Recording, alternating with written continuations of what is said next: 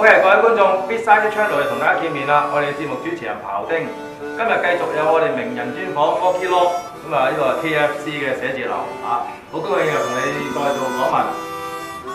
Walkie 啊，上一集咧就知你喺 KFC 就即係做 CFO 啊嚇，咁今集咧就唔講你嘅工作崗位，就講下你 KFC 喺香港呢個快餐業其實有麥當勞啊，有大家樂、大快活啊。呢個整個競爭好大㗎，有屋租好貴啊咁樣。究竟 IT 點幫到你？可唔可以同我哋觀眾分享下呢？其實喺我哋呢個零售快餐業呢，我哋即係大家都同等地咧面對住3個唔同嘅大嘅挑戰啦，分別係嗰個食物嘅成本啦，仲有第二個咧就勞工嘅工資啦，第三個就係我哋咁多店鋪咧所面對嘅租金。我哋先唔講食物嘅成本先啦，因為唔同嘅行業、唔同嘅品牌咧有唔同嘅處理嘅方法。咁而第二個挑戰咧就係我哋勞工嘅成本啦。咁大家都有印象記得咧，我哋喺2011年嘅時間5月份開始咧，我哋就香港立法咗有一個最低工資啦。咁就唔同嘅企業都用過唔同嘅方法去確保佢哋喺俾到呢個最低工資唔犯法嘅情況下低咧，就唔會多用咗我哋嘅勞工嘅 hours。嗱，我哋 KFC 嚟講咧，我哋都有接近3000個員工啦，有唔同嘅更期，譬如話4個鐘啊、8個鐘啊、10個鐘啊咁樣。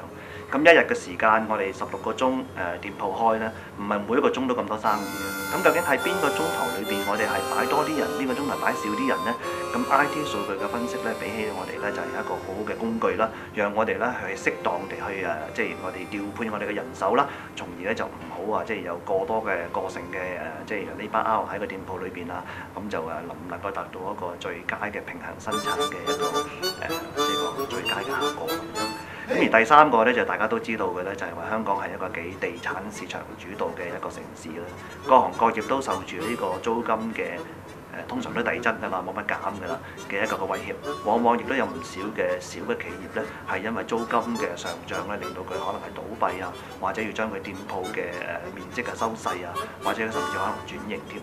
咁而即係快餐行業呢樣嘢咧，就係我哋好睇咧，就係點樣同一啲嘅業主，譬如話我哋同呢個領匯，我哋可能有好多個嘅場嘅，我哋同啲大嘅業主，我哋好多個場嘅，咁點樣喺即係用唔同嘅場地嘅結合，成為一個大家係bargain嘅一個過程嘅一啲嘅注碼咧，咁呢個挑戰咧係亦都係科學同埋藝術嘅結合嘅一個成果嚟嘅。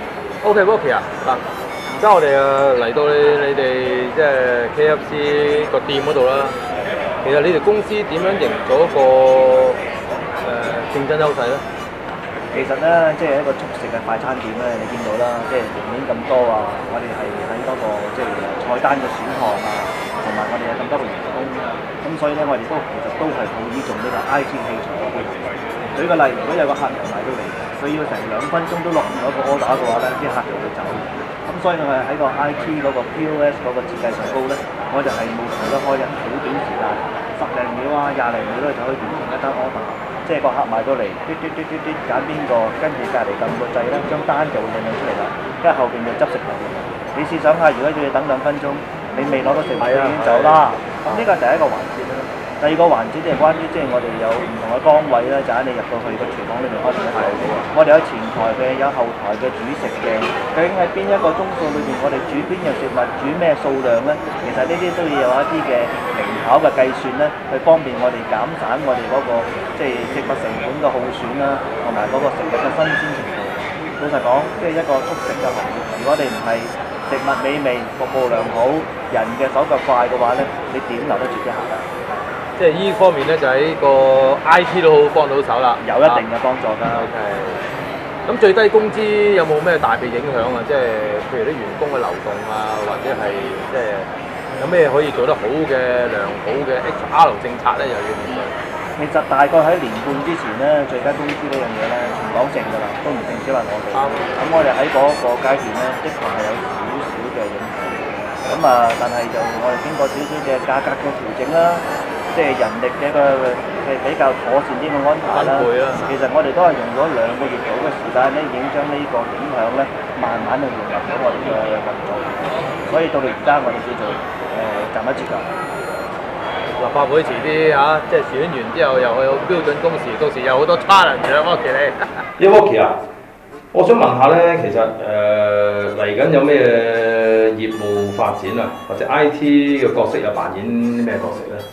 兩方面啦，業務發展咧都係繼續會開新鋪啦，咁呢個就長久不變嘅政策嚟㗎啦。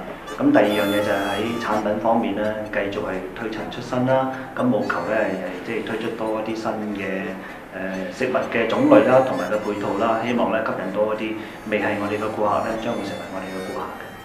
咁而 IT 方面咧，我哋剛剛就完成咗最後一期嘅所謂叫做平衡測試啦。咁而家我哋前線嘅 POS 咧就已經到位啦。咁然後中間嘅我哋所謂嘅食物嘅成本嘅計算啦，即係多維嘅計算啦，無論喺即係整體啊，每個鋪啊，每個唔同嘅產品類型啊，每個時段啊，呢幾個維數咧，我哋都基本上係好充分咁掌握。咁下一步咧就係輪到我哋嘅總帳咧嗰個轉移。咁希望嚟緊嗰幾個月時間裏面我都可以完成啦。咁去到2013嘅時間咧，我哋就整體性咧就去咗新嘅一個ERP 嘅新嘅平台啦。總帳嗰度會唔會係即係跟翻 franchise 嗰邊有啲指定嘅嘢？其實佢對我哋嘅要求就比較係寬鬆嘅，佢係喺嗰個銷售數據嘅分析方面咧比較嚴謹一啲啦。至於總帳嚟講咧，佢就唔會太過着重，只要我哋到位就得㗎。咁所以我哋個自主權啊，同埋嗰個自由度比較高啲。OK，Walkie 好多謝你啊！即係食咗啲家鄉雞，真係好好味。咁咧，但係時間咧又去到我哋呢集嘅尾聲啦。Bigside Channel 要下一集再同大家見面。咁今日係咁先，拜拜。拜拜。